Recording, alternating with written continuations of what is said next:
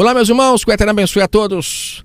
Meus irmãos, existem dezenas, centenas ou até milhares de versículos bíblicos que são utilizados de formas isoladas por muitos pregadores, pastores, e isso faz com que se perca todo o nutriente que a mensagem tem, né?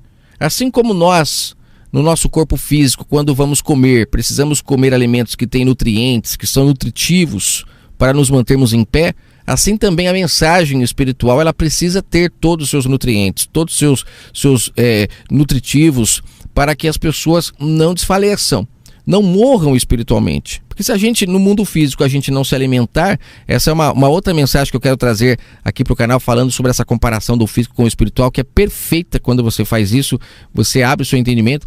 Mas trazendo já um pouco disso, a gente percebe que até a Escritura fala que a palavra é alimento para o espírito. Então a gente pode sim fazer essa comparação.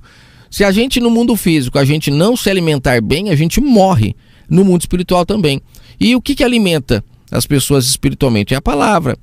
Muitas pessoas ainda não têm a compreensão de que a palavra do Pai hoje está sendo dada espiritualmente para aquele que crê, não está em um livro. Mas a grande maioria ainda depende do livro. E que bom que tem o livro, porque se não tivesse, ficaria difícil das pessoas chegarem a uma compreensão. Mas o problema é quando se utilizam dessas mensagens que contém no livro de forma distorcida, manipulada. Significa então que você pode comparar uma mensagem distorcida, manipulada, a um desses alimentos que tem hoje aí, que só tem o sabor, né, de tal fruta, mas não tem nutritivo nenhum. Engana bobo.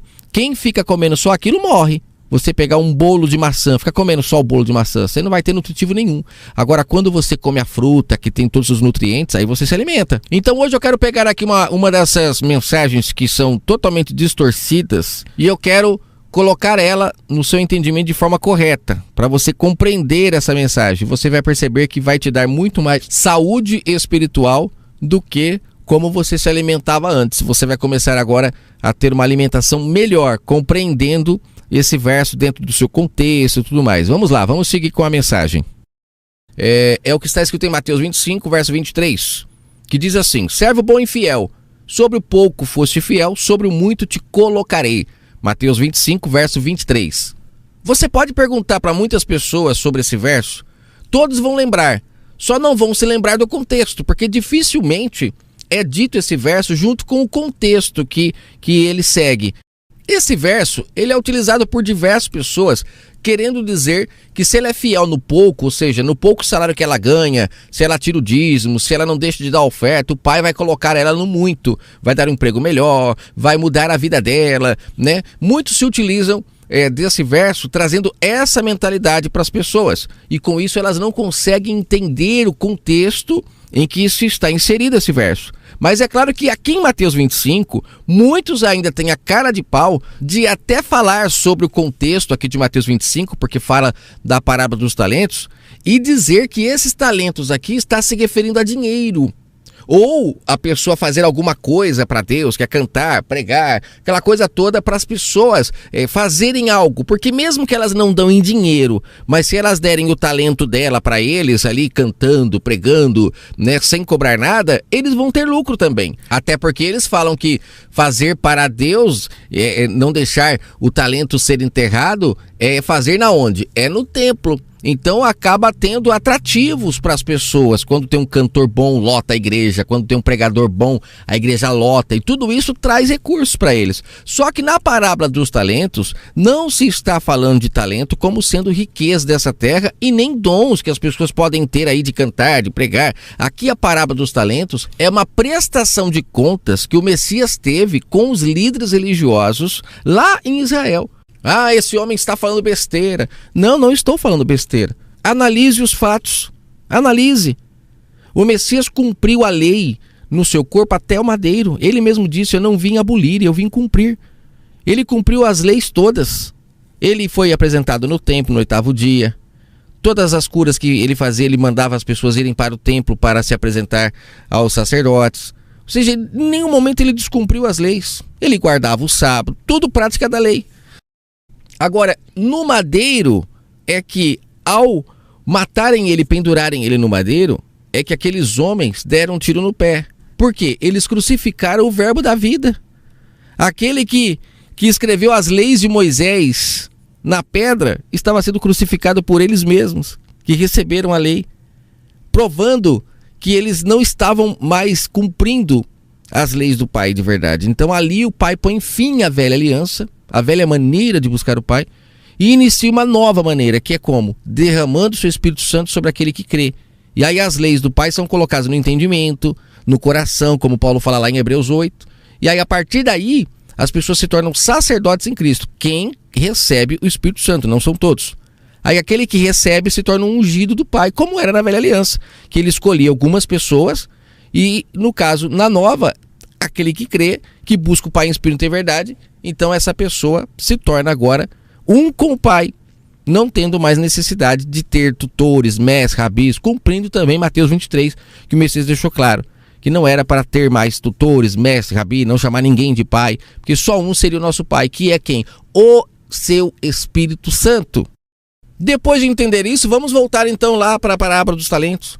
Pega lá o início dela, quando ele fala no verso 14 de Mateus 25, que é o início, quando ele começa a falar sobre essa parábola com os seus discípulos, ele fala para eles que um homem estava partindo para fora da terra, mas ele chamou os seus servos e entregou-lhes os seus bens. Quem é esse homem que estava partindo para fora da terra? Você percebe que aqui é um início da história. Quem são esses servos? São os líderes de Israel que foram chamados para cuidar do seu povo, que vinha a ser a sua noiva no futuro. E esse momento aqui que ele está falando a parábola, já é ele chegando para se casar e não encontra essa noiva. Por quê? Porque estavam fermentados. Por que estavam fermentados? Porque muitos líderes religiosos que receberam os talentos do Pai para cuidar da noiva, talento fala de riqueza, mas não é riqueza terrena, é o Espírito Santo do Pai. Muitos enterraram, não levaram adiante a verdade do Pai e com isso a noiva se perdeu. Tanto é que ela foi repudiada pelo noivo. Ou houve casamento lá com o povo de Israel? O Pai não se casou com eles. Se casou com alguns que creram, como ele fala em João 10, que tirou de dentro do aprisco algumas ovelhas que creram na voz do bom pastor. Mas lá fala que ele também procurou no meio dos gentios outras pessoas que creriam e colocariam todos juntos para transformar em um só corpo e ter um só pastor. Lá em João 10 ele deixa claro isso. Então não houve esse casamento.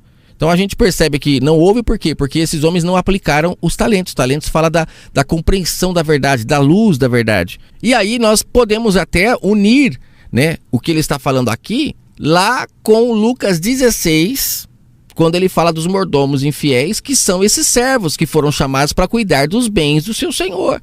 Desse homem que saiu de viagem. Você vê que sempre ele sai de viagem. É porque ele deixou realmente aqueles servos cuidando dos seus bens, da sua verdade. Ele deu para eles 5 talentos, para um, 2 para outro, só que muitos enterraram. Aí quando chega no verso que muitos utilizam, que se você foi fiel no pouco, sobre muito você seria colocado, ele está querendo dizer para aquelas pessoas que receberam os talentos, que aqueles que enterraram não receberiam a verdade do Pai, porque como receberiam se não multiplicaram a compreensão para quando chegassem o noivo compreender suas mensagens?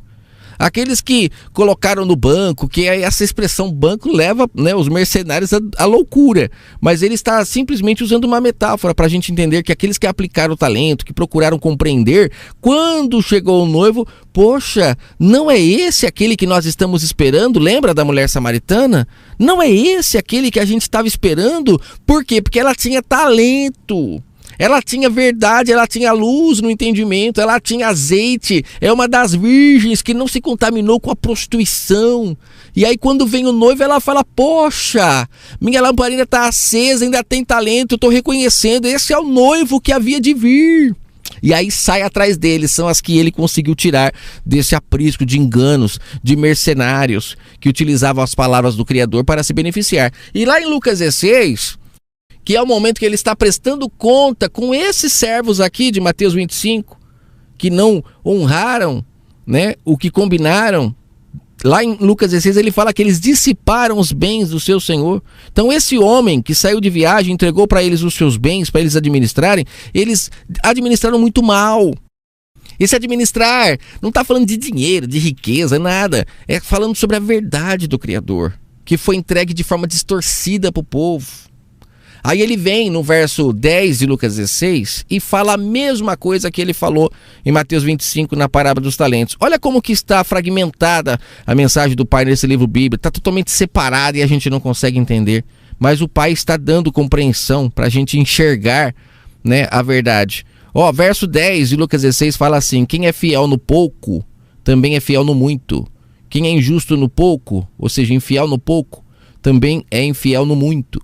E aí, claro, para um mercenário, o verso aqui está um prato cheio para se utilizar isoladamente, porque fala justamente sobre ser infiel no pouco, né? Aí o pai não vai colocar no muito. Nossa, aí é você que não honra o Criador, você ganha um salário e você não tira o dízimo, como que o pai vai te dar 10 salários? É uma manipulação que eles fazem, porque aqui em Lucas 16 é a prestação de contas que ele está fazendo com aqueles homens que dissiparam seus bens. Já falei sobre isso esses dias aqui no canal, que pegaram a verdade do Pai, estavam barganhando. Lá em João 2 tem lá o Messias chegando no templo e destruindo tudo, porque lá é a prova clara de que esses homens estavam se enriquecendo.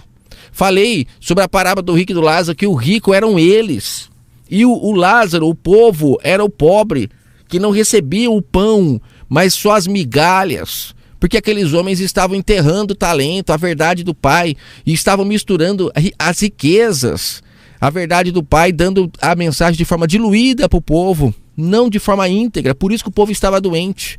E por isso que hoje nós estamos nessa situação que estamos. Choro e ranger de dentes, grades por todos os lados. A lei dominando cada vez mais. Era para ser o domínio do Espírito, mas a gente vê que é a lei que está dominando. É, assim, um fermento muito grande, uma apostasia muito grande que nós estamos vivendo. Então aqui, quando ele fala sobre ser fiel no pouco e sobre o muito seria colocado, ele está falando sobre aqueles que crescem no que ele estava falando, que não enterraram o talento. Esses seriam colocados no muito. O que é esse muito? Receber a presença do Espírito Santo de forma plena, porque estava para chegar esse momento. Por isso que fica difícil compreender quando a gente acha que aqui já é nova aliança. Mas não, o Espírito Santo do Pai só foi derramado após o madeiro. Isso é o muito. Isso é o muito.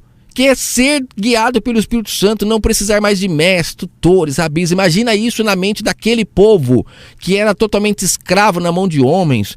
Tinham regras e mais regras para cumprir. Se não cumprissem, iam presos, eram mortos. De repente ficarem sabendo que, poxa, agora eu vou poder ser livre, ser guiado pelo Espírito Santo. Para eles isso era uma riqueza muito grande. Mas quem que estava disposto a acreditar que esse era o plano de salvação do Pai?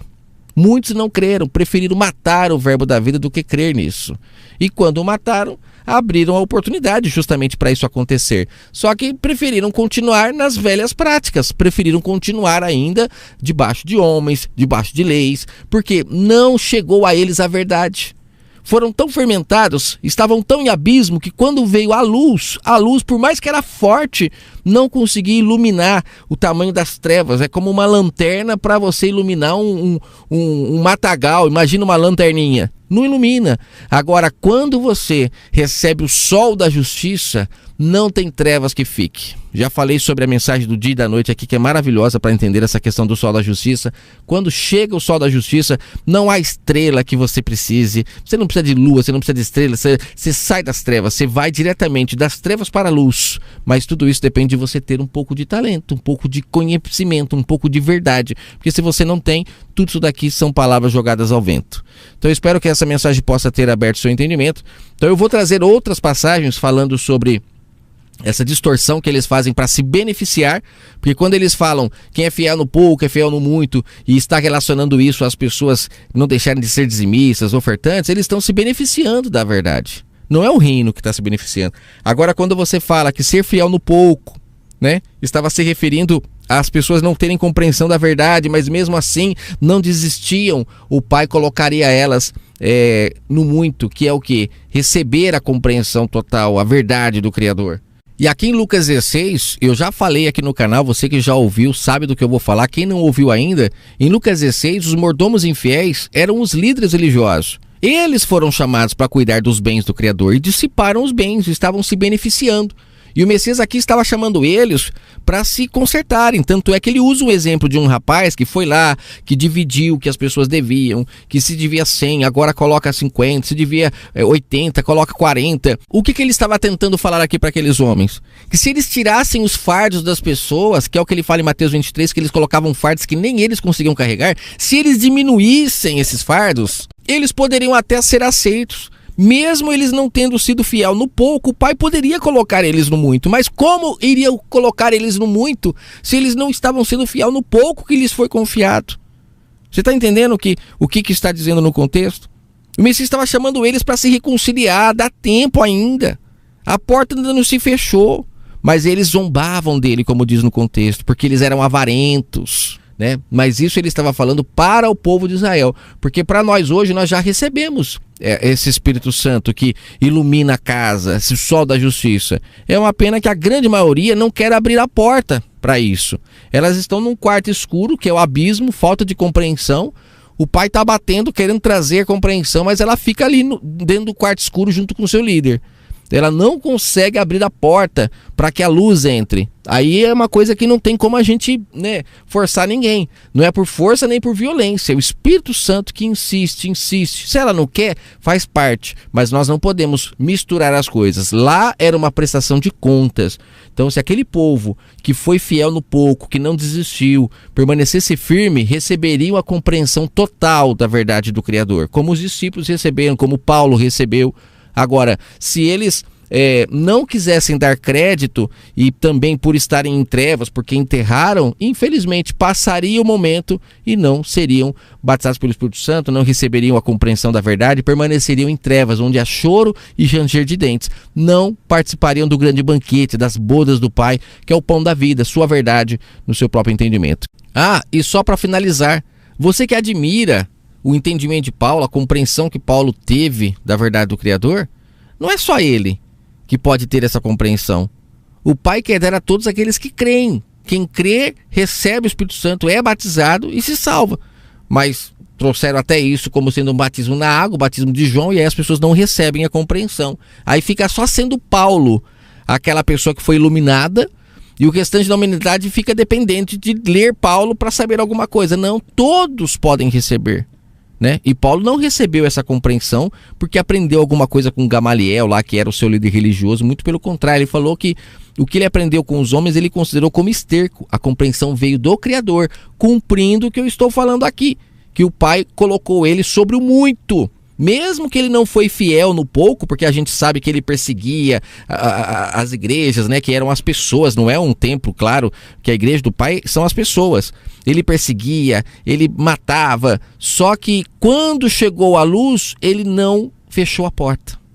Ele abriu a porta. E aí o Pai entrou, iluminou a casa, tirou tudo que era prisão, tudo que era mentira no seu entendimento e colocou a verdade, porque ele aceitou.